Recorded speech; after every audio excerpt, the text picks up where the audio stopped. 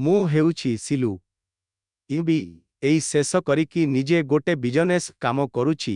ମୁଁ ଆଉ ମୋ ବଡ଼ ଭାଇ ବ୍ରହ୍ମପୁରରେ ଭଡ଼ା ଘରେ ରହୁଛୁ। ଭାଇର ବାହାଘର 2 ବର୍ଷ ହେଲା ହେଇଗଲାଣି। ଭାଉଜ ହେଲେ ଆମ ସହ ରହୁଛନ୍ତି। ଭାଇ ଦିନ ବେଳେ କାହାର ଡ୍ୟୁଟି ଯାଏ ହେରି। ମୁଁ ଘରେ ପ୍ରାୟ ଟାଇମ ରହେ। ଆମେ ରହୁଥିବା ଘରଠାରୁ 4ଟା ଘର ଛଡ଼ା ଆଉ ଜଣେ ହେଲେ ଭଡ଼ାକୁ ରହୁଥିଲେ।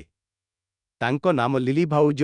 ଆଉ ସେହି ଲିଲି ସବୁବେଳେ ସାଙ୍ଗ ହେଇକି ମିଶାମିଶି କରନ୍ତି। ଲିଲି ହେଲେ ଆମ ଘରକୁ ସବୁ ଦିନେ ଖାଇବା ପିଇବା ସବୁ ଶେଷ କରିକି ଗହ ମାରିବାକୁ ଆସନ୍ତି। କାହିଁକି ନା ସେହି ଲିଲିମାର ହସବ୍ୟାଣ୍ଡ ହେଲେ ଡ୍ରାଇଭର ଅଛନ୍ତି।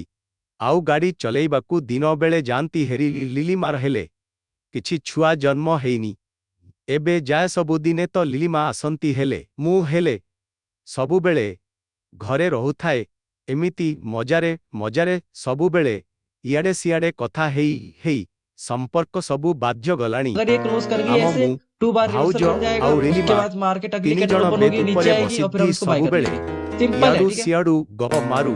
ମୁଁ ମୋ बाकी ଭାଉଜଙ୍କ जाना ଦୁଧ इसको ऊपर ही है, तो ଆଉ हमें ये पता है, ଗାଣ୍ଡିରେ तो आप अपनी ଆଗରେ एंट्री मार सकते हो, कोई